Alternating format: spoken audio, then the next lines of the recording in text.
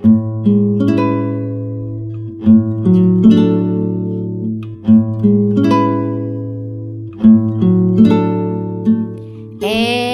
now, it's time for DJ Rocky's Secret Files. Naaawa ako kay Mama ni hindi man lang siya nakaranas na maginhawang buhay. Hi DJ Rocky. Matagal mo na akong listener. Since 2017 pa. Ngayon, nagbabakasakali ako na mabigyan ninyo ng oras na mabasa ang aking storya. Wala kasi akong mapagsabihan ng nararamdaman ko.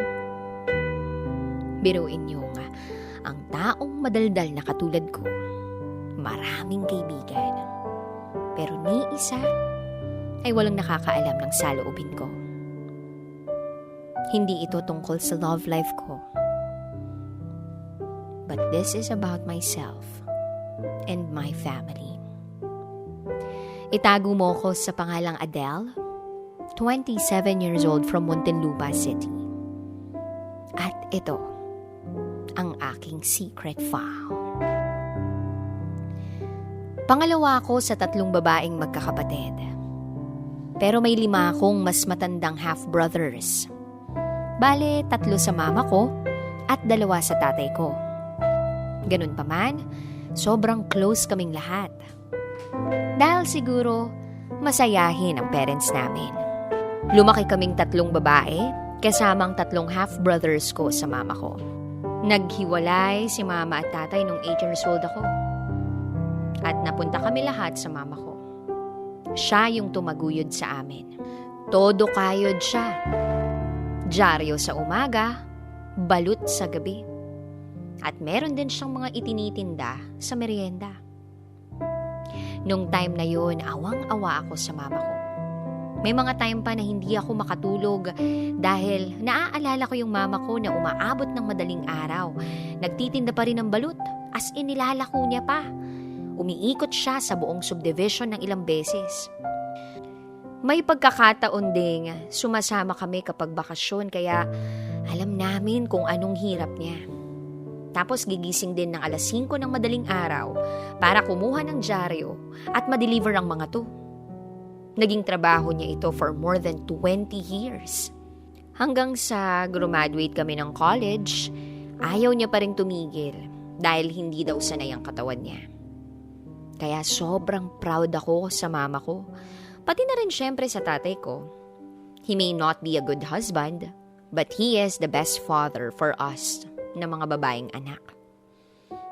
They did everything for us to have a comfortable life.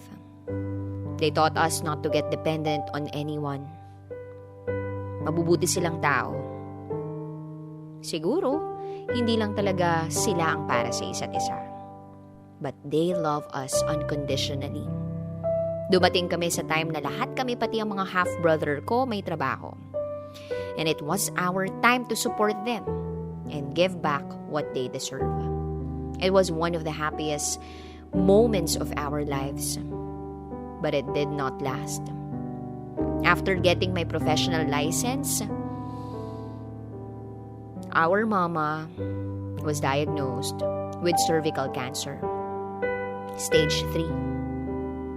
Heartbroken kaming lahat. And we were devastated. Kasama niya ako sa ospital that time. Hindi ko na proseso lahat ng pinagsasabi ng doktor pero ramdam ko yung sakit. Sa balitang may cancer siya. Iyak ako ng iyak. Then walang pasubali. Nag-resign ako sa trabaho. Kahit nag-leave lang sana ako para mag-take ng board exam. Kinausap ko ang mga kapatid ko na ako na ang mag-aalaga kay mama. Tiwala naman sila sa akin dahil ako rin dati ang nag-aalaga sa tatay namin kapag may sakit at ganoon din sa lola namin bago siya mawala. Pero hindi madali. Akala ko strong ako mentally. Pero nasubok ako sa mga pagkakataong hindi maganda ang lab results ni Mama. Every time natitingin ako ng resulta niya, palagi na lang nanginginig ang mga kamay ko. Pero ganun din ang saya kapag maayos ito. Si Mama pinanghihinaan ng loob, pero buti na lang marami kaming magkakapatid. At isa-isa naming pinalalakas ang loob niya. Sinasabi ko na lang, Ma, sa dami mo ba namang pinagdaanan, ngayon ka pa susuko? Yakang-yaka mo yan. Pero naawa ako sa kanya. Kasi grabe yung paghihirap niya. Ni hindi man lang siya nakaranas ng maginhawang buhay. Yung mga plano namin naudlot at nag-focus kami sa pagpapagaling ni Mama. Marami na siyang dinaanan.